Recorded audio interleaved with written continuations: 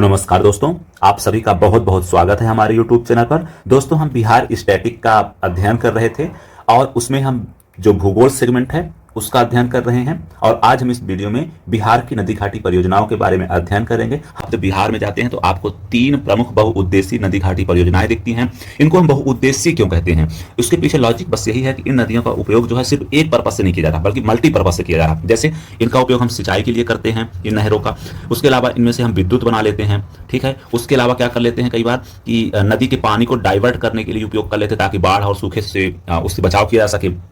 इस प्रकार हम देखते हैं कि नदियों का बहुउद्देशीय पर्पज से उपयोग किया जाता है, इसलिए इनको बहुउद्देशीय परियोजना कह देते हैं। तो बिहार में मुख्य रूप से 3 बहुउद्देशीय परियोजनाएं देखने को मिलती हैं।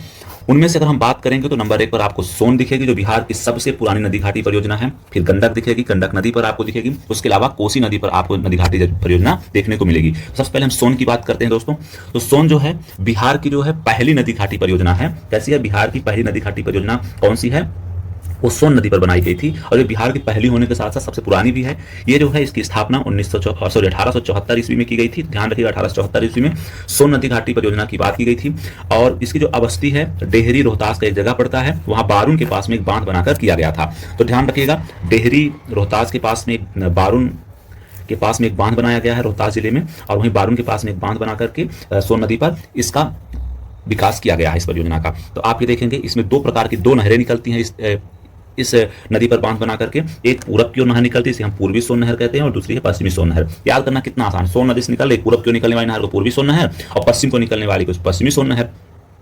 आप देख लेते हैं कि जब पश्चिमी और पूर्वी सोन नहर निकल रही है तो किन जिलों को फायदा करेगी। तो देखिए, आप जब पूर्वी सोन नहर निकलेगी तो वो किन डिस्ट्रिक्ट को फायदा करेगी? जो पूरब में होंगे। देखिए, ये फायदा किसको करेगी? औरंगाबाद जिले को करेगी, गया को करेगी, जहानाबाद को करेगी और पटना जिले को करेगी। तो आप ये 4 डिस्ट्रिक्ट का नाम भी ध्यान रख सकते हैं यहाँ पास, ठीक।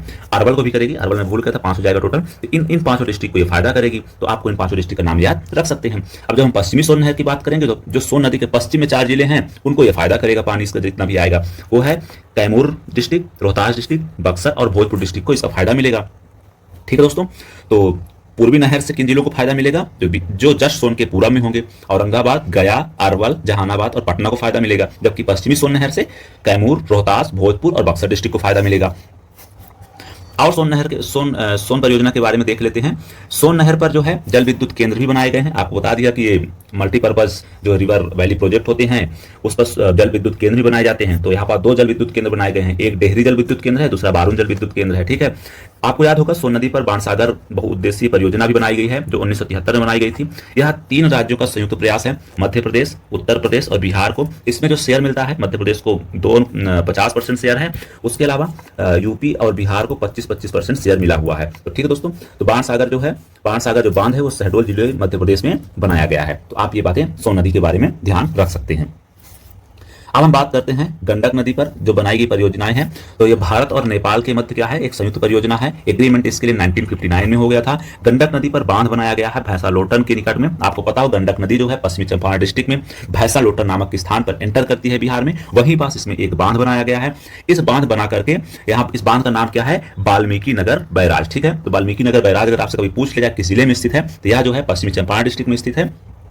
इस बैराज से 2 नहरें निकलती हैं, एक का नाम है पश्चिमी गंडक नहर और दूसरी का नाम है पूर्वी गंडक नहर। तो इन दोनों नहरों का नाम ध्यान रखिएगा, पश्चिमी गंडक नहर और पूर्वी गंडक नहर। जो पश्चिमी गंडक नहर है ये बेसिकली जो है कहाँ चली जाती है? ये इधर नेपाल और यूपी चली जाती है। इसका थोड़ा बहुत जो पानी है फिर वापस लौट करके बिहार के सिवान और सारण डिस्ट्रिक्ट को फायदा पहुंचाता है, ठीक है, पश्चिमी गंडक नहर से। तो पश्चिमी गंडक नहर का फायदा किन किन एरिया को मिलता है? एक तो यूपी और नेपाल को मिलता है, साथ ही बिहार के सारण और सिवान डिस्ट्रिक्ट को भी मिलता है। और वहीं जब हम पूर्वी नहर की बात करते हैं, पूर्वी गंडक नहर की, तो पूर्वी गंडक नहर आगे चल के 3 नहरों में बढ़ जाती है। एक का नाम है तिरहुत, दूसरे का नाम है त्रिवेणी और तीसरे का नाम है दोन नहर।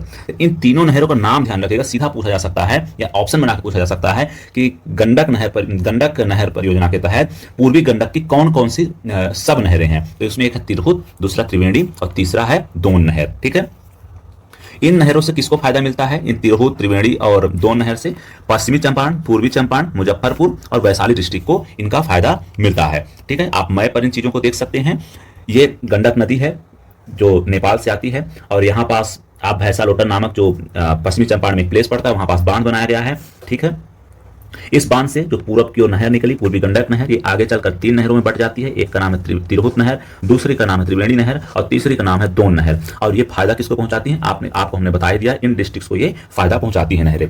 और जो हम पूर्वी गंडक पश्चिमी गंडक नहर की बात कर रहे थे, ये इसको हम नॉर्मली सारण नहर के नाम से भी जानते हैं। ये गोपालगंज, सिवान और सारण डिस्ट्रिक्ट को बेनिफिट करती है। ठीक है, तो आप थोड़ा मैप पर इनकी लोकेशन, इनको लाभ पहुंचने वाले डिस्ट्रिक्ट को देख लेते हैं तो आपको कभी भी भूलेगा नहीं। ठीक है दोस्तों, चलिए अब हम बढ़ते हैं कोसी नहर की ओर, या कहें कोसी परियोजना की ओर। जो कोसी नहर पर बनी परियोजना है, ये भारत और नेपाल के मध्य संयुक्त परियोजना है। ध्यान रखिएगा, भारत और नेपाल के मध्य संयुक्त परियोजना है। 1953 में इसकी स्थापना के लिए एग्रीमेंट किया गया था। इसके लिए कार्य 1954 में प्रारंभ हुआ और इसका कार्य जो है 1965 में पूरा हो गया। कोसी नदी पर बांध बनाया गया है, जिसको हनुमान नगर बांध कहते हैं। और ये हनुमान नगर बांध कहाँ स्थित है, ये नेपाल में ही स्थित है। ठीक है दोस्तों, अब आप देखिए, ये कोसी नहर कोसी नदी है। कोसी नदी पर हनुमान नगर में एक बांध बनाया गया। ठीक है, यहाँ से 2 नहरें निकलती हैं। एक का नाम है पूर्वी कोसी नहर, दूसरी का नाम है पश्चिमी कोसी नहर। पश्चिमी कोसी नहर से दरभंगा, मधुबनी, सुपौल और बेगूसराय को फायदा मिलता है। वहीं पूर्वी कोसी नहर से सुपौल, अररिया और पूर्णिया डिस्ट्रिक्ट को लाभ मिलता है। आप इसको मैप पे देखिए। अगर आप इसको जब मैप पे देखेंगे तो ये देखिए, ये यहाँ पास बांध बनाया गया और पश्चिमी कोसी नहर निकली तो ये किसको फायदा कर रही है, सुपौल को, मधुबनी को और दरभंगा डिस्ट्रिक्ट को। ठीक है दोस्तों, वहीं जब पूर्वी कोसी नहर निकलती है तो पूर्वी कोसी नहर जो है पूर्व के डिस्ट्रिक्ट को बेनिफिट करेगी, तो सुपौल को, इधर अररिया को और पूर्णिया डिस्ट्रिक्ट को यह लाभ पहुंचा रही है। तो लोकेशन मैं इन परियोजनाओं का जरूर देख लीजिएगा, उससे आपको आइडिया रहेगा कि जो यहाँ से नहरें निकलेंगी वो किसको किसको फायदा पहुंचाएंगी। ठीक है दोस्तों, चलिए अब कुछ और प्रमुख यहाँ की जो अन्य नहरें हैं उनको भी देख लेते हैं। जैसे एक है ढाका नहर। जो ढाका नहर है वो किस जिले में पड़ती है, तो ढाका नहर पश्चिमी चंपारण डिस्ट्रिक्ट में आपको देखने को मिल जाएगी। तेऊर नहर जो है ये भी पश्चिमी चंपारण में देखने को मिलेगी, तेऊर नदी पर। उसके अलावा कमला नहर है जो कमला नदी पर है, आपको दरभंगा डिस्ट्रिक्ट में देखने को मिल जाएगी। सकरी नहर जो है सकरी नदी पर ही है, गया मुंगेर डिस्ट्रिक्ट में आपको देखने को मिल जाएगी। आपको पता होगा किऊल नदी की सहायक नदी है सकरी, उसी पर एक नहर बनाएगी जिसे सकरी नहर बोला जाता है। जमुना नहर जो है ये जहानाबाद डिस्ट्रिक्ट में आपको देखने को मिल जाएगी। दोस्तों, इस प्रकार से वीडियो खत्म होता है नहरों वाला। आपका हमसे जुड़ने के लिए बहुत बहुत धन्यवाद। जय हिंद, जय भारत।